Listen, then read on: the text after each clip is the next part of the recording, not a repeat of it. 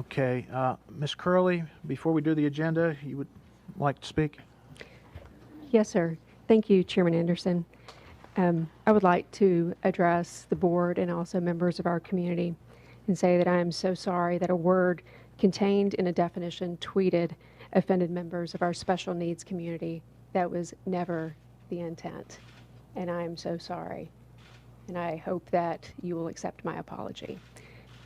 Also, I would like to ask that in our consent agenda, items C and E be removed.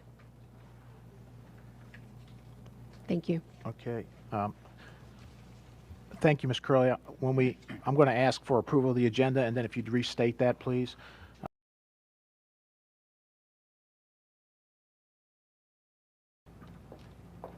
Our next speaker is Donna Isbell. Mr. Anderson, on behalf of the ARCA Williamson County, we would like to say thank you to Ms. Curley for your apology. The R word has no place in our vocabulary. Make no mistake, the word retarded is hate speech. Its sole purpose is insult, offend, and belittle. At one time, the R word was part of the clinical diagnosis of mental retardation, and it was used for the purpose. Over time, the R word became slang for stupid, and people with actual clinical diagnosis rightly became insulted by the connotation that they were stupid. In recent years, the R word has been replaced with the clinical diagnosis of intellectual disability. On October the 5th of 2010, Rosa's Law was signed, replaced the use of mental retardation with intellectual disability in federal law. The same year, Tennessee passed similar legislation. It's discouraging to hear the R word used because it is so hurtful to people with intellectual disabilities, people who live, work, and play in our communities, just like the rest of us. It's even more discouraging to hear the word used from someone in a place of power, someone who is supposed to represent the community. While the use of the R word may seem inconsensual to the people not connected with the disability community, the ARCA Tennessee, the ARCA Williamson County, and other disability advocacy organizations will tell you otherwise. People with intellectual disabilities are offended by the use of the word. It hurts them, their families, and everyone connected to them. The R word has no place in our vocabulary. In fact, there is a nationwide movement to end the use of the word. The ARC of Tennessee, the ARCA Williamson County, and other disability advocacy organizations invite you to join our word. Spread the word to end the word. Sign the petition online at r-word.org. Help us educate others who may not know how hurtful the use of the R word is to our Tennesseans with intellectual disabilities and their families. The issue has nothing to do with being politically correct. It has everything to do with being respectful of people with intellectual disabilities. Let us take the opportunity of our community to be in the forefront in this effort. Let me end by quoting from the Schools Be Nice campaign. Treat others the way you want to be treated by being kind, respectful, and generous. Here in Williamson County Schools, it's just what we do. Thank you. Thank you, ma'am.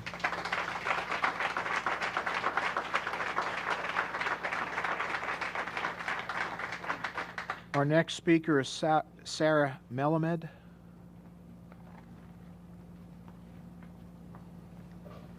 Good evening. I'm Sarah Malamud. I'm a mom to 2 boys. My oldest is a first grader, and my youngest has autism and soon will be part of the school system. Mr. Anderson, congratulations on your election to chair, and I hope that this next year is easier for you than it has been. This past year, you've had to deal with a higher than usual volume of correspondence from community members and parents, as well as fellow board members. You've heard from so many of us on a variety of issues, from those that require scant attention to some that have required and still frankly deserve further investigation and explanation. The latest flurry revolves around a school board member's tweet using a slur that belittles a portion of the students you represent, as well as my own son. Social media, like many things in life, is an amplifier of human nature. It makes good things better and bad things worse. It has become a staple of everyday life, and it is used to great effect here in Williamson County. But I find it unfortunate that one school board member's social media use has been scandalous enough to be covered by the press. That is why I'm standing here today asking for sensitivity training for the board, as well as for the development of a social media policy. Social media carries with it legal, ethical, personal, and professional risks. Each of you is an ambassador for Williamson County and our schools. From the vantage point of the general public, you are spokespeople and stewards of our reputation. You set the example and tone, and it is important to use discretion and common sense when employing social media for professional or personal purposes. A social media policy should include the importance of being considerate and responsive to everyone you encounter, and recognize that respect is modeled by how we treat one another. You show respect for different points of view and be sensitive to issues of race, religion, sexual orientation, ability, age, and culture. Not allow inappropriate content such as slurs, personal insults, obscenities, and other unprofessional commentary. And a policy for deleting comments, urging restraint only to remove highly offensive content and not because you disagree with somebody's viewpoint or want to evade a question. It should require evidence to support claims and the citation of sources. And moreover, it should urge the use of caution. Topics can quickly become viral with a simple sharing of a tweet, post, or retweet, and these conversations quickly escalate. The internet is permanent, and what you say online lasts forever, even if you remove or delete it later or attempt to make it anonymous. People capture and share these screenshots. But most importantly, this policy needs something to back it up. And I know, Mr. Anderson, you might have disagreed with me on this one since it hasn't been done in all your years of service, but I suggest censoring the board member and taking any other actions that can be taken.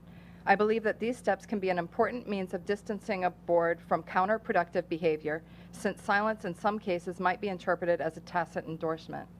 In that way, it can help guard other board members and the school system from backlash resulting from a rogue member's comments or actions.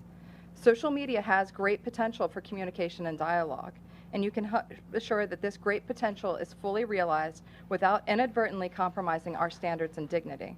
But in the meantime, here's a good rule of thumb. When in doubt, stop, and don't post until you're free of doubt. Thank you. Thank you.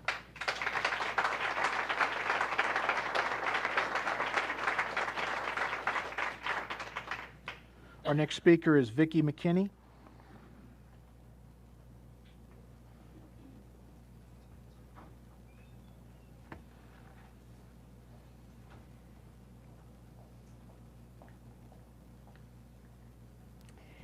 Hi, thank you.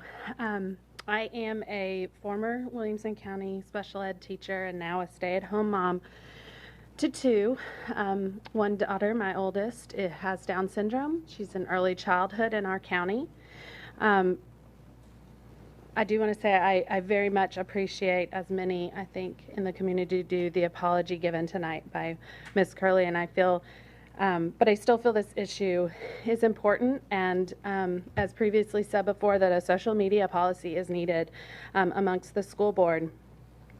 I would expect that elected officials present themselves in a more professional way on social media, in a way that is more representative of our county and our school system. The use of the word retarded is antiquated, inappropriate, unprofessional, and highly offensive to many Williamson County parents, teachers, students, and families, particularly those served through the student support services.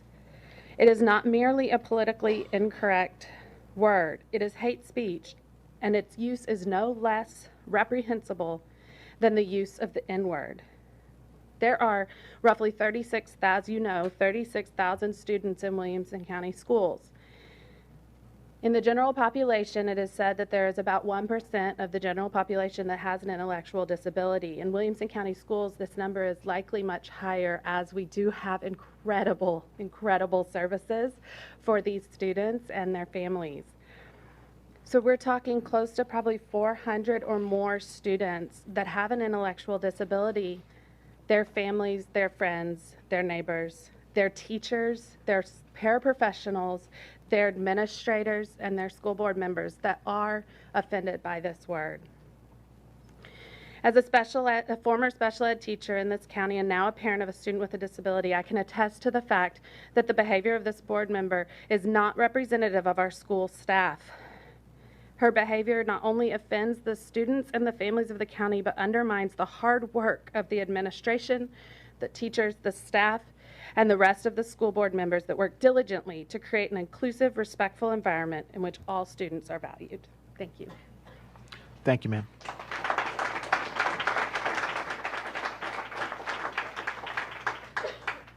Our next speaker is Gary Graham.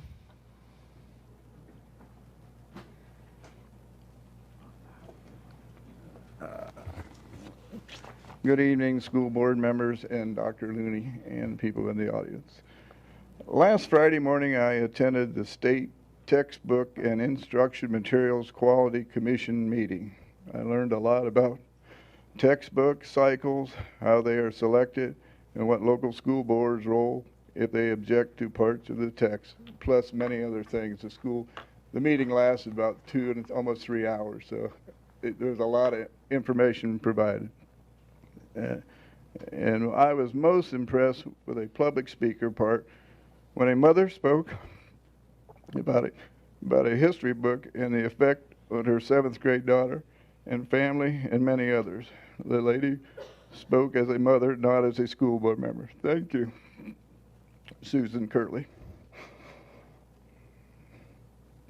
I realize we all cannot choose the words we speak wisely, and sometimes we speak words we wish we hadn't spoken, but later apologize.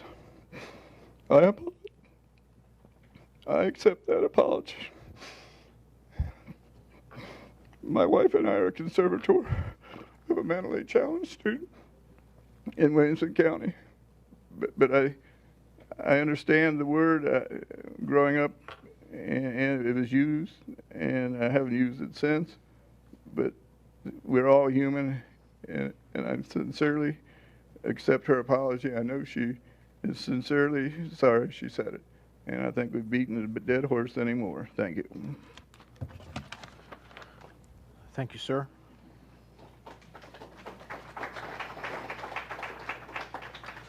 Our next speaker is Patsy Reitsma.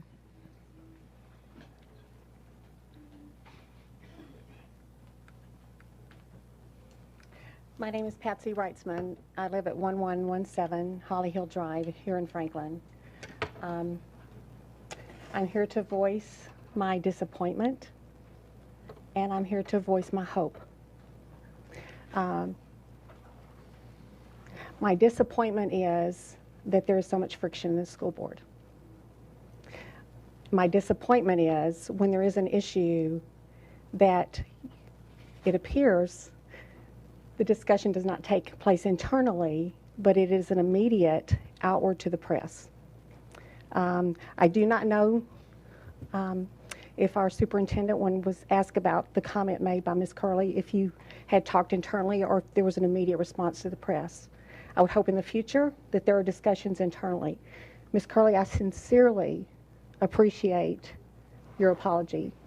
And I want to ask the group something. If every single one of us in here has done something at one time in our lives we were sorry about, how would you feel if the way it was handled is it immediately went to the press? Because that's how things have been handled. We have some officers here this evening, and your job is to protect us. What would happen right now if something terrible happened, a gunman came in, and instead of protecting us, they were bickering with each other? And press, I'll give it to you too. What would you do? Would you start covering and say, I cannot believe how they're bickering? Or would you say, do your job and protect us? So my request is, we have a lot of wonderful things in Williamson County in the school systems happening. Do we have some issues that need to be addressed? You better believe we do. Scott Walker this afternoon dropped out of the presidential race. And in his concession speech, he said, let's quit bickering among ourselves. Those were not his exact words, but we have some huge issues facing this country. We have been known as one of the best school districts in this state, and the only way we will continue that or move forward is to stop the infighting. It is not just on one side, it is on both sides. Please talk internally before it's just all in the press, because I don't think that's the way to handle it. I thank you for what you do. I wish all of you well, but I would like to see it handled differently when there's friction in the future. Thank you, ma'am. Our next speaker is Janet Schaus.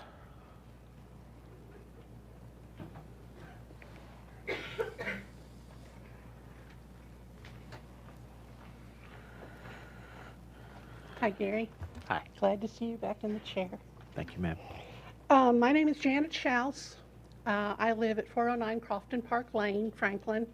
I have a student who is almost 20 with autism. He attends Franklin High. And you asked that my remarks be addressed to you, Gary. Okay, I will do that. I first of all want to second what Donna Isbell said. I also want to second the idea of a social media policy. I think that is vital. Much of what has gone on in among this board has been because of social media. While the use of the R word in the tweet was not directed at a student, it was still considered to be hurtful to those of us in the disability community. My son is in the 1%, and that is not the 1% that we go, yay, yay, yay. That means he functions at a level that he doesn't have to take TCAPs or anything else in terms of testing. And so I would, first of all, the use of the word, the R word, was hurtful. The choice of the source material for a definition using the Urban Dictionary shows to me a great lack of judgment or a deep naivete, one or the other. That's just not appropriate for an elected official to be using as their source material. While I appreciate the sincere, I believe, apology that was given tonight, it's taken 10 days for that apology to be made to us in the disability community. And that is startling to me. Disappointing if she's sincerely regretful of her use, that it's taken 10 days. She's had plenty of opportunities to apologize prior to tonight. And given the many varied conflicts that she has created, I would like to request publicly, as I've done privately, that Susan Curley resign her board seat. I think much of the friction that has gone on in this board is the result of her. Thank you. Thank you, ma'am.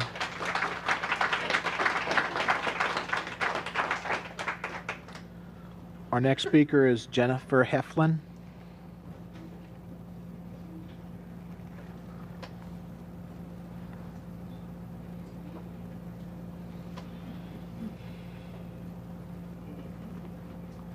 Good evening.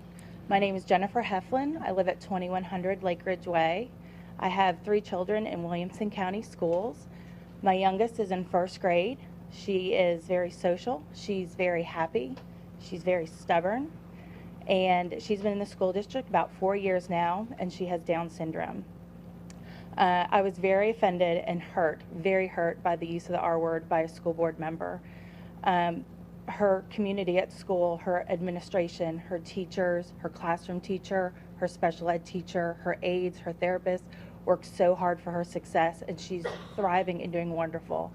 I felt like a school board member is undermining not only my daughter and the special needs community, but those who are put in place to support her and to help her and give her acceptance. Thank you. Thank you, ma'am.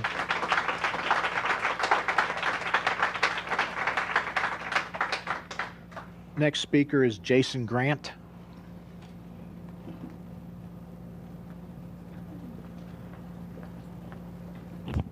My name is Jason Grant. I live in 1626 Oak Hall Drive in Brentwood. Topic change, a little bit more proactive business for this year's school board.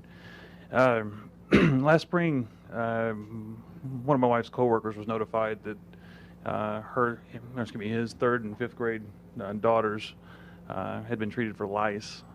It was kind of unexpected to pull them out of school for a day. I didn't know they had this profession, but apparently they're professional lice cleansers, and he paid for that service.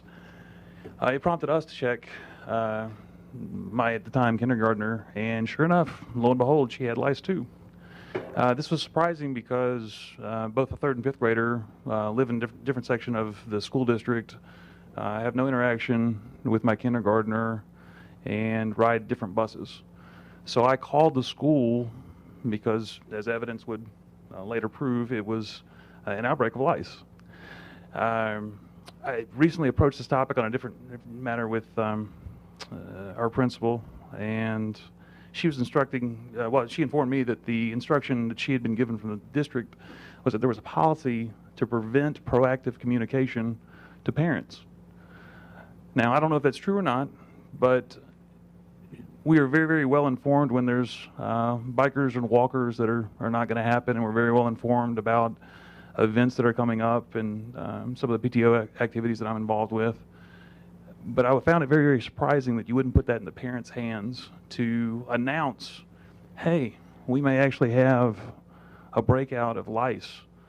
You might want to take proactive steps. I myself have three other little ones that were not in at school, and I wanted to make sure that we protected their interests after the outbreak, but it would have certainly helped a whole lot as a parent to be on the front end of that as opposed to having to react to it after we actually discovered that we did have that. So for the policy committee, whoever the members may be, I would ask that you please take a look at that and potentially address making a change so that our administration at the school level actually has a voice and can actually inform parents about this issue and other issues that they would like to take proactive steps to correct. Thank you. Thank you. Our next speaker is Jane McGrath.